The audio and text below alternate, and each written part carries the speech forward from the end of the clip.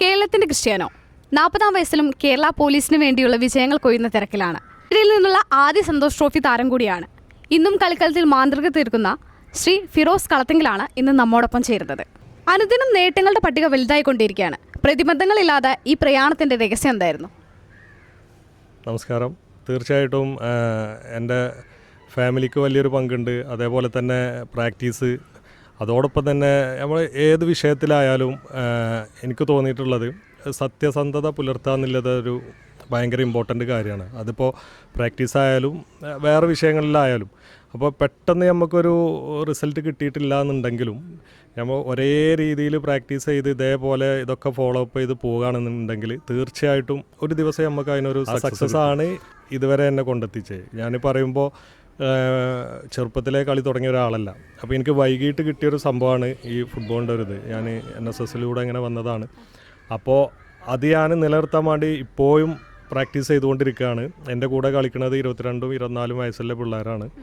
അപ്പോൾ അവരെപ്പൊക്കെ ഞാൻ പിടിച്ച് നിൽക്കുന്നത് എൻ്റെ സ്വഭാവത്തിൽ നിന്ന് ഇപ്പോൾ എന്നെ അറിയുന്ന ആൾക്കാർക്ക് അറിയാം. ഒരു മാറ്റങ്ങളും ഇല്ലാതെ പോവാണ്. ഇപ്പോൾ രാവിലെ പ്രാക്ടീസ് ചെയ്യാൻ പക്കാ വരും, രാത്രി ഉറക്കാണെങ്കിലും.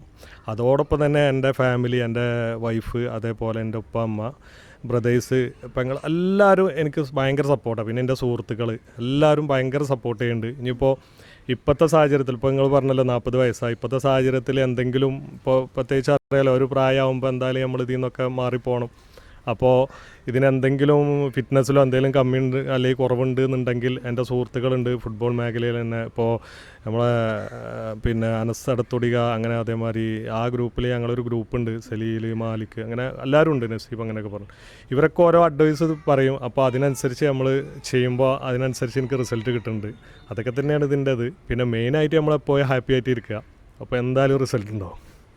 ഒരു കളിക്കാരനപ്പുറം പല നിർണായക ഘട്ടങ്ങളിലും ഒരു ഗോൾ നേടുന്ന ഒരു മാന്ത്രികത ഞങ്ങൾ കാണുന്നുണ്ട്. എന്താണ് അതിൻ്റെ പിന്നിലുള്ള ഒരു കൗതുകം?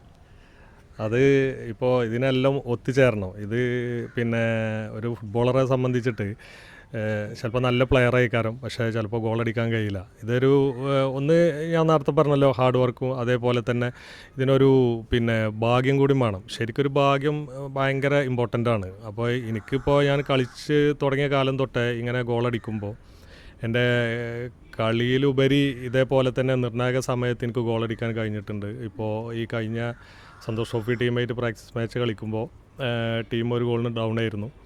അപ്പോൾ ഒരു 60-65 മിനിറ്റ് കഴിഞ്ഞിട്ട് കോച്ച് എന്നെ ഇറക്കി. അത് തിരിച്ചടിച്ചത് ഞാനാണ്. അപ്പോൾ എന്താ അറിയില്ല, എനിക്ക് ചില സമയങ്ങളിൽ ഇങ്ങനെ ദൈവം അതിനനുസരിച്ച് അനുഗ്രഹങ്ങൾ തരുന്നുണ്ട്. അതിൻ്റെ ഒരു ഭാഗ്യമായിട്ട് ഞാൻ കരുതുന്നു. അപ്പോൾ ഇനി നമുക്ക് അപ്പോൾ ലേറ്റസ്റ്റ് ആയിട്ടുള്ള നേട്ടങ്ങൾ അതൊക്കെ എന്തൊക്കെയാണെന്ന് പറയാമോ? ഇപ്പോൾ ഈ സീസണിൽ ഇപ്പോൾ പോലീസിനും വേണ്ടിയിട്ട് 4ാമത്തെ ഫൈനലാണ് ഇപ്പോൾ 2 ദിവസം മുന്നേ ഛത്തീസ്ഗഡിൽ കഴിഞ്ഞത്. അത് ട്രോഫി അടിച്ചു. അത് സെഷൻ മെമ്മോറിയൽ ഗോൾഡ് ട്രോഫി എന്നാണ് അതിൻ്റെ പേര്. അതേപോലെ തന്നെ ഈ സീസണിൽ തന്നെ ഇരിങ്ങാലക്കുട ഒരു ടൂർണമെൻറ്റ്, അതേപോലെ നെടുങ്കണ്ടം ഫുട്ബോൾ ടൂർണമെൻറ്റ്, അതേപോലെ ഹുക്കുവ ടൂർണമെൻറ്റ്, ഇതൊക്കെ പോലീസിന് ഇപ്രാവശ്യം കപ്പ് അടിച്ചു. ഇനിയിപ്പോൾ നാളെ ഇപ്പോൾ അടുത്ത ടൂർണമെൻറ്റ് വരുന്നത് ഈ ഒഡീഷയിലാണ്. അപ്പോൾ അത് നാളെ രാവിലെ പോവും.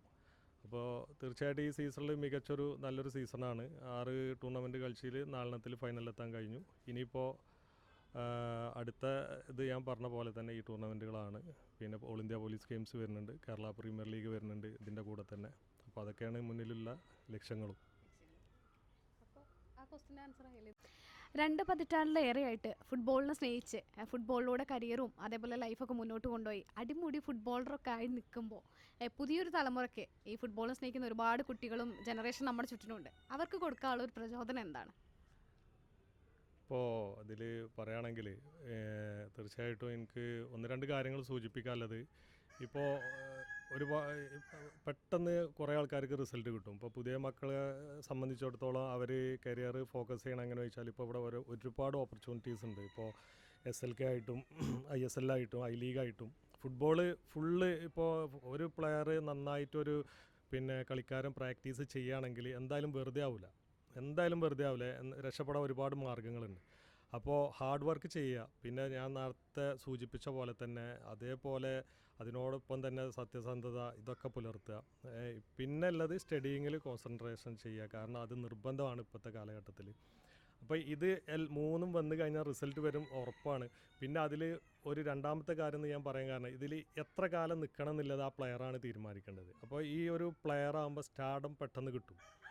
ഈ ഇപ്പം എല്ലാവർക്കും അറിയാം, ഇപ്പോൾ നമ്മളിവിടെ തന്നെ ഉണ്ട് പുതിയ പ്ലേയേഴ്സായി വന്ന പിന്നെ സനാൻ, അതേപോലെ തന്നെ ഇപ്പോൾ അടുത്ത് കളിച്ച